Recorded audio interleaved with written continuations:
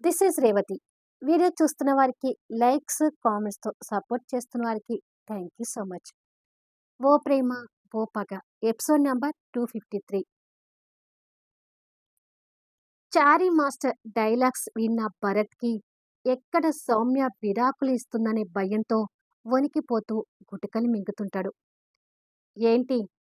ఎక్కడ సౌమ్య నీకు మిస్ అయి అతనికి మిసెస్ అవుతుందేమోనని భయపడుతున్నావా? అని అడుగుతాడు సామ్రాట్.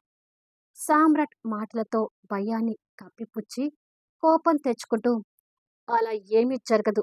సౌమ్య నా భార్య. ఎప్పటికీ తను నా భార్యగానే ఉంటుంది. అసలు ముందు ఇంటికి వెళ్ళి సౌమ్య సంగతి చెప్పాలి అని సౌమ్య మీద కోపంతో అక్కడి నుంచి భరత్ వెళ్ళబోతుంటే, ఆగు అంటూ సామ్రాట్ కోపంగా భరత్ భుజం మీద చేయి వేసి ఆపి, సౌమ్యతో నీ ప్రవర్తన ఇలా ఉండబట్టే ఆ చారీ మాస్టర్‌కి శాడిస్టువయ్యావు అంటాడు. ఆ మాటతో ఆలోచిస్తూ సామ్రాట్ వైపుకి తిరుగుతాడు. నువ్వెళ్ళి సౌమ్య సంగతి చెప్పడానికి ఇందులో సౌమ్య తప్పు ఏమీ లేదు. పాపం తను అమాయకురాలు. నీ వల్ల తన మనసులో కలుగుతున్న బాధని ఎవ్వరికీ చెప్పుకోవడానికి లేక ఆ చారీ మాస్టర్‌కి చెప్పుకుంది.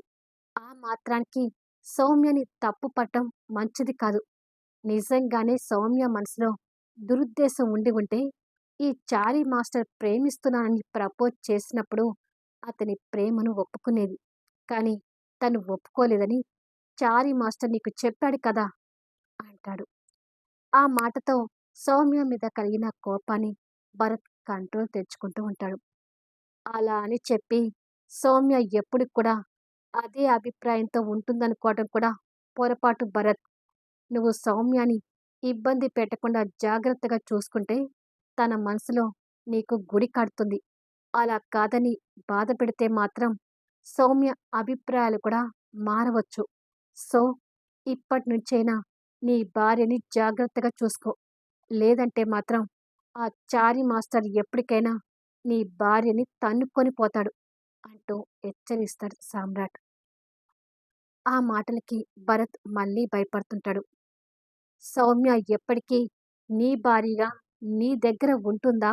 లేకపోతే నీకు విడాకులిచ్చి చారీ మాస్టర్ దగ్గరవుతుందా అనేది నీ ప్రవర్తన బట్టే ఉంది. మా భార్యాభర్తల మీద అసూయ పడటం ఆపి, ముందు మీ సంసారాన్ని ఎలా చక్కదిద్దుకోవాలో చూసుకో అని చెప్పి సామ్రాట్ ఆ గుడి నుంచి వెళ్ళిపోతుంటాడు. సామ్రాట్ మాటలు భరత్‌ని ఇంకా భయపెడుతూ అయోమయానికి గురి చేస్తుంటాయి. సామ్రాట్ వచ్చి కారులో కూర్చొని సౌమ్య గురించి అలా మాట్లాడినందుకు కాస్త బాధపడుతూ, నువ్వు సౌమ్యని ఎంత బాధ పెట్టినా నీ నుంచి సౌమ్య దూరం అవ్వదు భరత్. కాకపోతే నువ్వు ఎప్పటికీ సౌమ్యని జాగ్రత్తగా చూసుకోవాలని నీకు సౌమ్య గురించి అలా చెప్పి భయపెట్టిచ్చాను అని అనుకొని కారు స్టార్ట్ చేసుకుని వెళ్తాడు. గుడి నుండి ఇంటికి వచ్చిన సౌమ్య భరత్ కోసం ఎదురు చూస్తుండగా భరత్ అదే భయం, కంగారుతో ఇంటికి చేరుకుంటాడు. నన్ను ఇంటికి రమ్మని చెప్పి ఎక్కడికి వెళ్ళావు బావా? అడుగుతుంది సౌమ్య ఎదురుగా వచ్చి. అది ఏదో బయట కొంచెం పని ఉంటే చూసుకొని వస్తున్నానులే అని తడబడుతూ చెప్పి సౌమ్య ఎక్కడ దూరమవుతుందనే భయంతోనే తన వైపు చూస్తుంటాడు. ఏంటి బావా అలా చూస్తున్నావు? అని అడుగుతుంది. ఆహా! ఏమీ లేదు అంటాడు. నన్ను అర్జెంటుగా ఇంటికి రమ్మని ఎందుకు ఫోన్ చేశావు బావా? అని అడుగుతుంది. దేనికొకదానికి రమ్మన్నానులే అంటూ మళ్ళీ చిరాకు పడుతూ వెళ్ళి సోఫాలో కూర్చుంటాడు. అది కాదు బావా! నేను ట్యూషన్‌కి వెళ్ళాలనుకుంటే వెళ్ళనివ్వకుండా నన్ను రమ్మన్నావు. చారీ మాస్టర్ పాఠాలు మిస్ అవుతున్నాను అంటుంది. చారీ మాస్టర్ పేరు వినగానే ఇరిటేట్ అవుతూ, చాల్లే నోర్మూయ్! నువ్వు నీ చదువు అంటూ ఒక్కసారిగా తన మీదకి విరుచుకుపడతాడు. ఆ కోపానికి సౌమ్య మళ్ళీ ఎప్పటిలాగానే బెదిరిపోతూ భయంగా చూస్తుంటుంది. తన భయాన్ని చూడగానే గుడిలో సామ్రాట్ మాటలు గుర్తొచ్చి, ఓ గాడ్! సౌమ్యతో ఇలా ఉండకూడదు అని మనసులో అనుకొని, సారీ సౌమ్య, నేనేదో తొందరలో నీ మీద కోపడ్డాను అంటూ భయపడుతున్న తనకి మళ్ళీ నిదానంగా చెప్తాడు. నువ్వు ఎప్పుడు నన్ను ఏడిపిస్తూనే ఉంటావు బావా అంటూ సౌమ్య కూడా కాస్త కోపం తెచ్చుకుంటూ కన్నీళ్ళు పెట్టుకుంటూ వెళ్తుంది. సౌమ్య అలా కన్నీళ్ళు పెట్టుకుంటూ వెళ్తుంటే భరత్ మళ్ళీ బాధపడుతూ ఛ! సౌమ్యని బాధ పెట్టొద్దని అనుకొని మళ్ళీ తన మీద అరిచాను అని అనుకుంటాడు. సౌమ్య అలా ఏడుస్తూ వెళ్ళేసరికి చారీ మాస్టర్ దగ్గర నుంచి ఫోన్ కాల్ వస్తుంటుంది. కన్నీళ్లు తుడుచుకొని లిఫ్ట్ చేసి హలో అంటుంది. అప్పుడే తని మళ్ళీ రిక్వెస్ట్ చేద్దామని భరత్ లోపలికి రాబోతుండగా ఎప్పట్లాగానే చారీ మాస్టర్ తన బాధని గుర్తించి ఏమైంది సౌమ్య అలా ఏడుస్తున్నావు? మళ్ళీ నీ భర్త నిన్నేమైనా అన్నాడా అని అడుగుతాడు. అదేమీ లేదులే చారీ మాస్టారు. దేనికి ఫోన్ చేశారో చెప్పండి అంటుంది. ఆ మాటలు వినపడేసరికి లోపలికి రాబోయిన భరత్ ఆ డోర్ దగ్గర ఆగి ఎక్కడ సౌమ్య చారీ మాస్టర్కి దగ్గర అవుతుందేమోనని భయపడుతుంటాడు. లేదు సౌమ్య, నువ్వు ఏడుస్తున్నావు.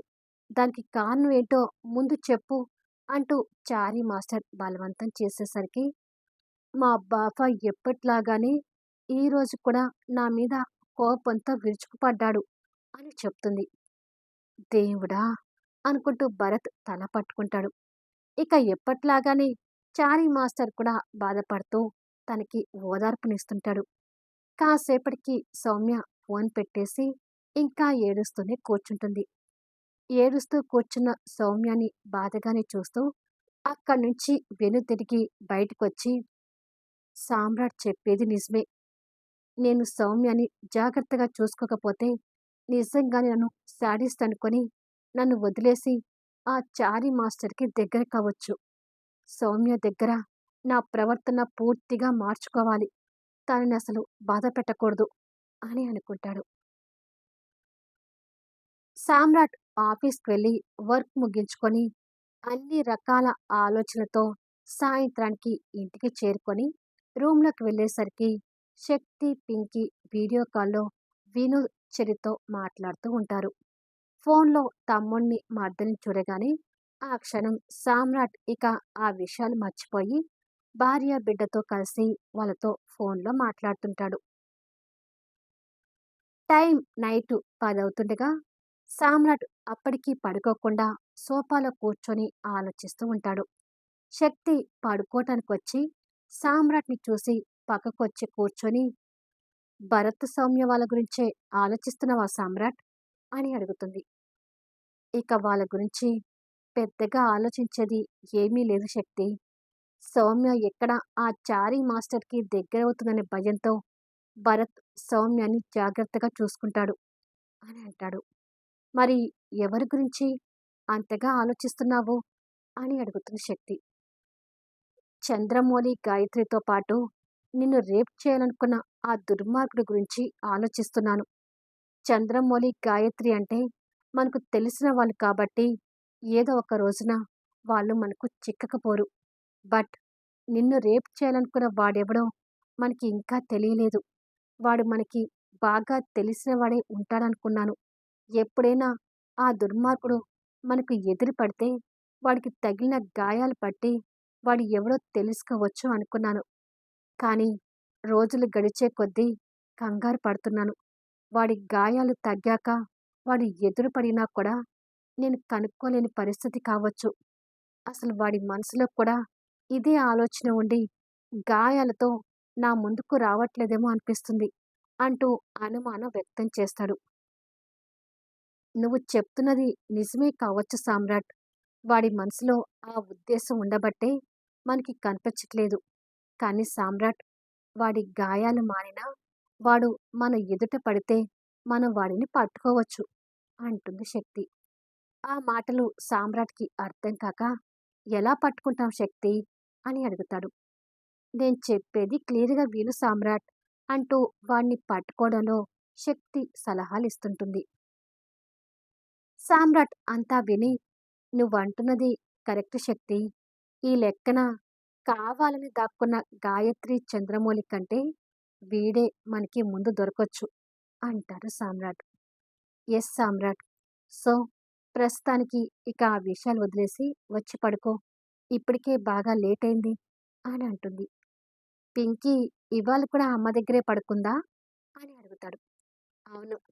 నాయనమ్మ చెప్పే కథలు వింటూ పడుకొని నిద్రపోతుంది అంటూ శక్తి బెడ్ దగ్గరికి వెళ్ళి బెడ్‌షీట్ పరుస్తుంటుంది. సామ్రాట్ కూడా వచ్చి తనకు సహాయంగా మరో సైడ్ బెడ్‌షీట్ పరుస్తూ, ఇవాళ నీకు కూడా మన రొమాంటిక్ స్టోరీ చెప్తూ నిద్రపుచ్చుతాను అని శక్తితో కలిసి బెడ్ మీద పడతాడు. తన నడుము చుట్టూ చేయి వేసి అల్లుకొని పోయి అల్లరిగా తన పెదవులు అందుకొని ముద్దాడుతుంటాడు. కానీ ఇక్కడ భరత్‌కి నిద్ర లేక కాలు కాలిన పిల్లిలా అటూ ఇటూ తిరుగుతుంటాడు. పదే పదే చారీ మాస్టర్ డైలాగ్స్ గుర్తొచ్చి ఎక్కడ సౌమ్యని తన్నుకొని పోతాడేమోనని భయపడుతుంటాడు. ఆ భయంతోనే సౌమ్య రూంలోకి వెళ్ళేసరికి తను నిద్రపోతుంటుంది. నిద్రపోతున్న తన పక్కన కూర్చొని తన తల మీద చేయి పెట్టి ప్రేమగా నిమురుతూ, నిన్ను పెళ్లి చేసుకున్న కొత్తలో నీ మీద నిజంగానే నాకు కోపం ఉంది సౌమ్య. కానీ నీ అమాయకత్వం చూశాక నీ మీద నాకు ఇష్టం పెరుగుతూ వచ్చింది. ప్లీజ్ సౌమ్య, నన్ను వదిలేసి ఆ చారీ మాస్టర్‌కి దగ్గర కావద్దు. ప్లీజ్, నువ్వు నా దానివి అని అనుకొని భయపడుతూ బెడ్‌కి ఆనుకొని కూర్చొని తన చేయిని చేతిలోకి తీసుకొని పట్టుకొని కొద్దిసేపటికి అలాగే బెడ్‌కి ఆనుకొని నిద్రపోతుంటాడు. మరుసటి రోజు భరత్ నిద్ర మేలుకొని చూసేసరికి బెడ్‌కి ఆనుకొని కూర్చొని నిద్రపోయిన భరత్ ఇప్పుడు బెడ్ మీద పడుకొని ఉంటాడు. కళ్ళు తెరిచి చూసేసరికి పక్కన సౌమ్య కనిపించదు. పైన బెడ్‌షీట్ కూడా కప్పి ఉంటుంది. బెడ్‌షీట్ తీస్తూ ఎదురుగా ఉన్న గోడ గడియారం వైపు చూసి, మై గాడ్!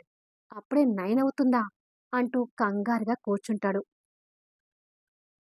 రాత్రి ఈ రూంలోకి రావటం, సౌమ్య పక్కన కూర్చొని అంతే వాలిపోయి నిద్రపోవటం గుర్తు తెచ్చుకొని, సౌమ్య కూడా నన్ను లేపలేదే అని అనుకొని ఇంకా నిద్ర మత్తులోనే ఆవలించుకుంటూ, సౌమ్య అంటూ రూమ్ నుండి బయటకొస్తాడు.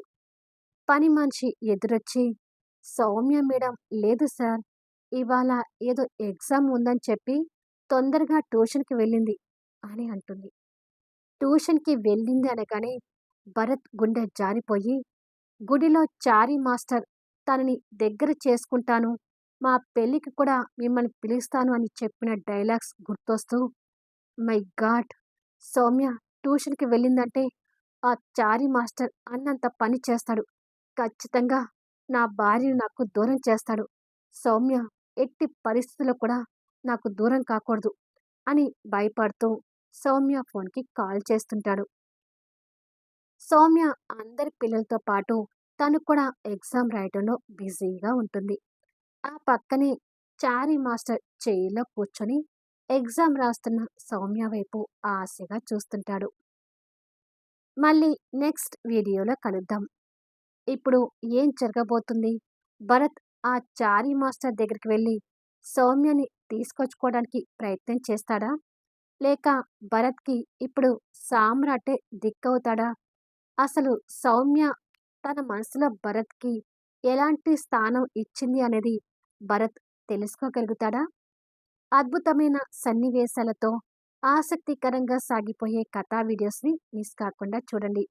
కథ నచ్చితే లైక్ చేయండి, కామెంట్ షేర్ చేయండి, సబ్స్క్రైబ్ చేసుకొని ఛానల్ షేర్ చేస్తూ సపోర్ట్ చేయండి.